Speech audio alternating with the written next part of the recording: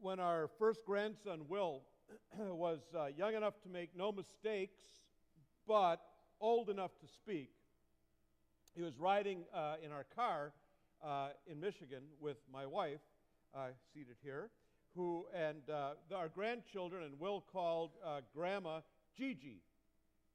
So he's in the back seat in a baby car seat, and he says, Gigi, you got a wallet? He says, wallet. Gigi, you got a wallet? So, of course, Gigi reaches over to her purse and takes out the wallet and hands it somehow to Will in the back seat. She hears him laughing, having a good time. She's smiling at the joy of this little boy in the back seat when suddenly she notices out the corner of her eye his hand going toward the open window in the back seat.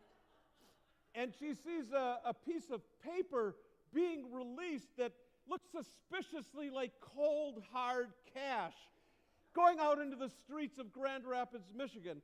So she pulls over, she takes the wallet from him, returns Will home, poorer for the experience, and now with a frustrated baby boy who really wants Gigi's wallet.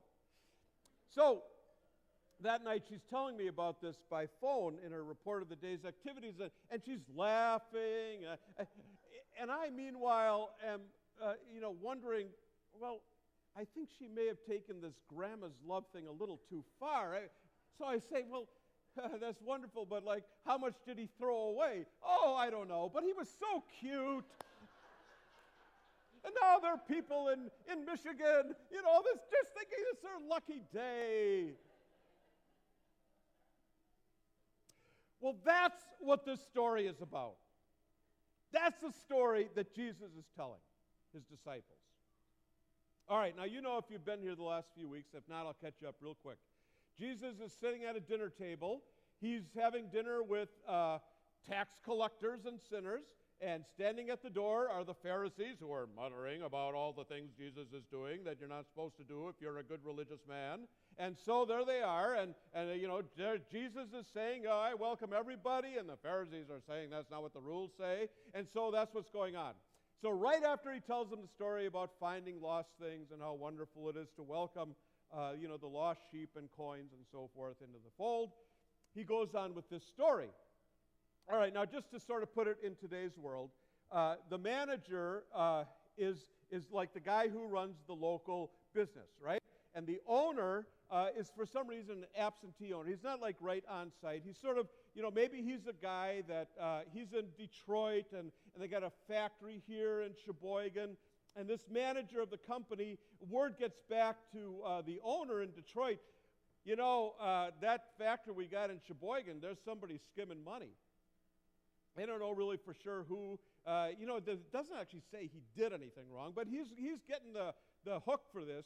So the manager flies over from Detroit, lands in Milwaukee, drives up to Sheboygan and says, the thing is I'm getting these bad reports about the money that's missing from the till, and you're responsible, so I want to take a look at the full book of accounts, and you're out of here. Okay. Well, the manager sees the guy walk out the door, and he says, man, I did this. I'm probably not going to get any unemployment. I'm not going to get a severance package. Now what am I going to do? So he goes to the largest customer of the company, and he says, how much exactly do you owe? Well, I owe, we owe you $100,000. All right. Sit down.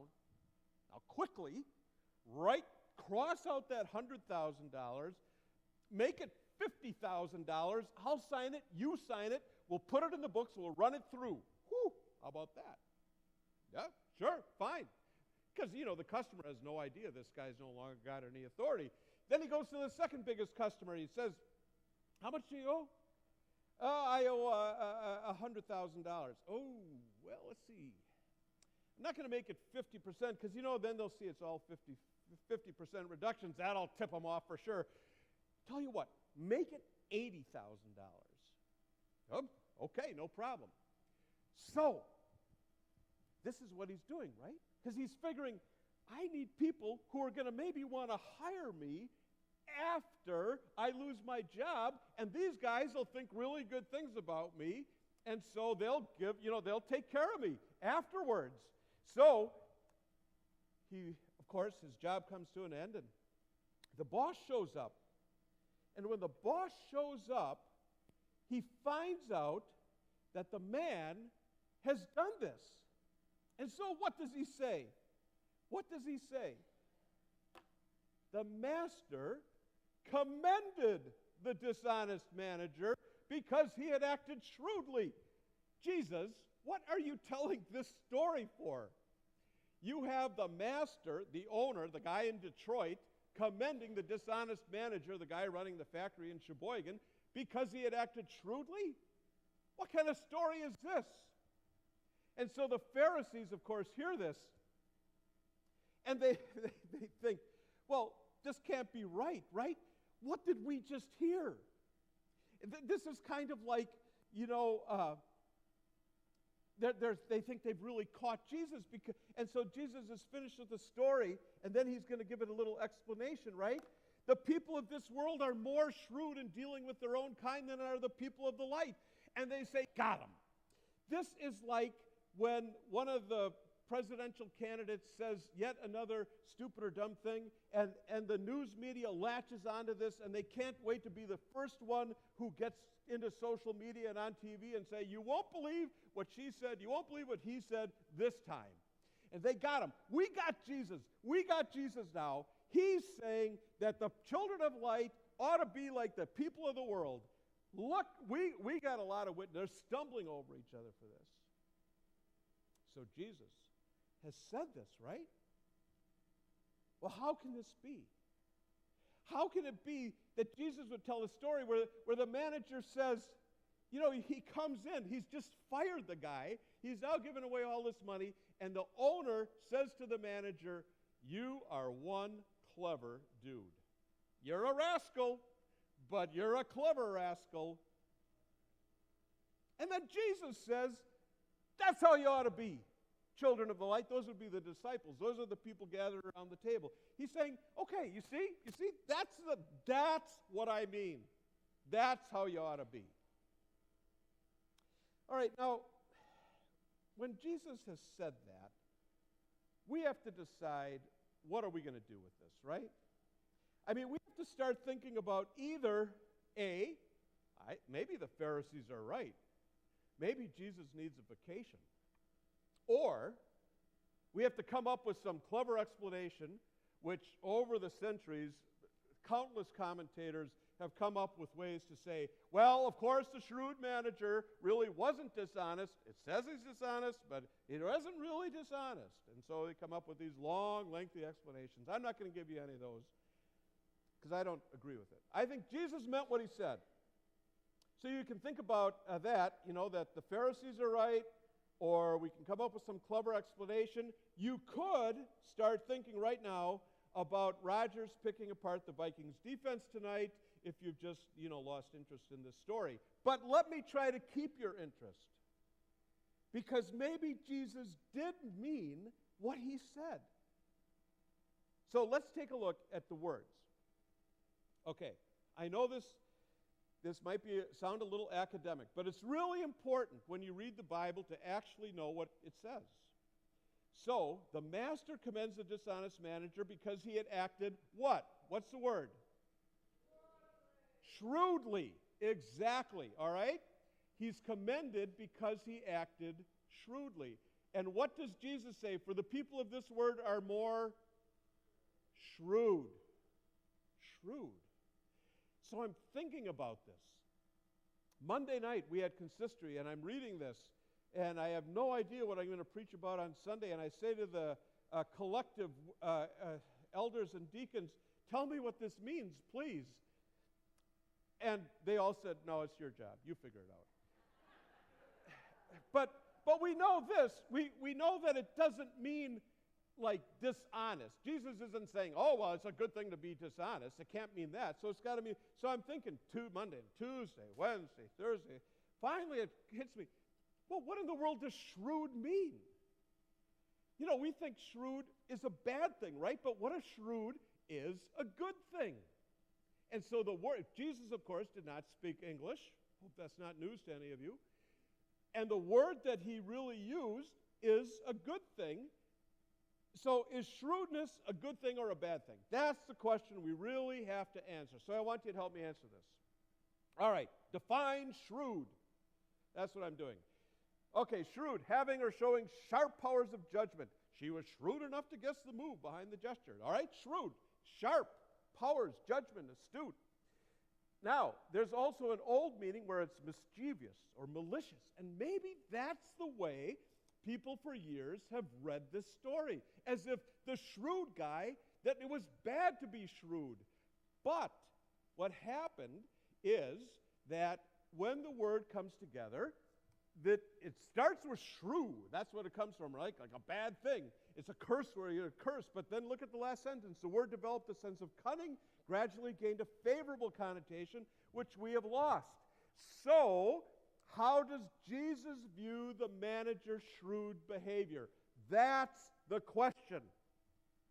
Now, may we please understand what Jesus is not saying. I think this is really important, all right? What he is not saying. He is not saying dishonesty is a good thing.